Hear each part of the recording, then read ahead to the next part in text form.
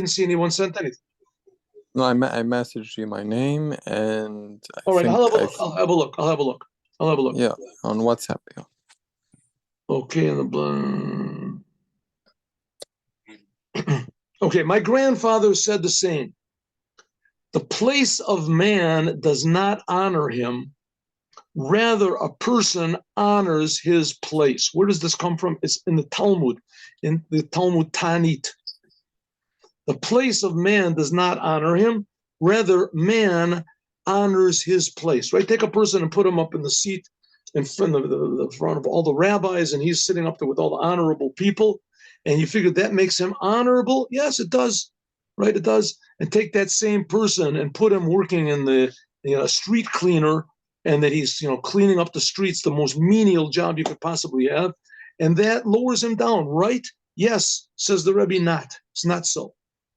The place of the person does not determine the person. The man, exactly the opposite. The person changes the place. The term kavod, honor, gives, the place of man does not honor. The word honor means giving kavod. That's the word honor. So again, what gives a person honor? You see a person, he's sitting in a nice, right? Like that's what people, sitting in a nice new car. You got whatever is a Maserati or something like that. It costs you $1 million, the car. And you're dressed like a king. You have, like the $2,000 shoes and $5,000 coat and a dress. And when you come, you have all these guards and people, and you sit up at the top, and you got the honor. You're the president of the United States. And does that give you honor? Does that give you honor? Well, externally, yes, but that's not the person.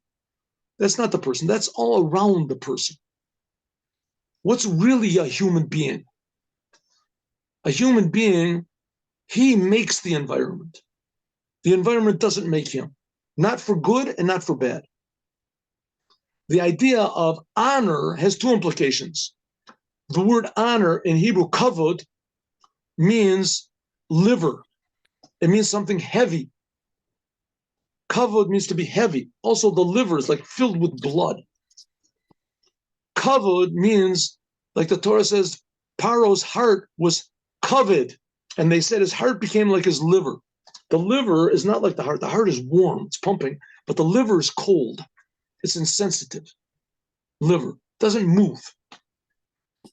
Heavy. The other meaning of kavod means something above God, above normal, the glory of God. So that's what we mean. The place of a man does not honor him. A place doesn't make a person cold and insensitive. And the place also doesn't make him reveal God. But that depends on a person's free will. A man honors his place. Man has the capacity and the power to illuminate his environment with the light of the Torah and the light of serving God. When the soul descends into the body, then it's a terrible torture. It's a terrible torture for the soul. The soul was holy, it was pure, it felt God, it felt the truth. It's pure consciousness and awareness of God. It's put into the body, all of a sudden it becomes selfish.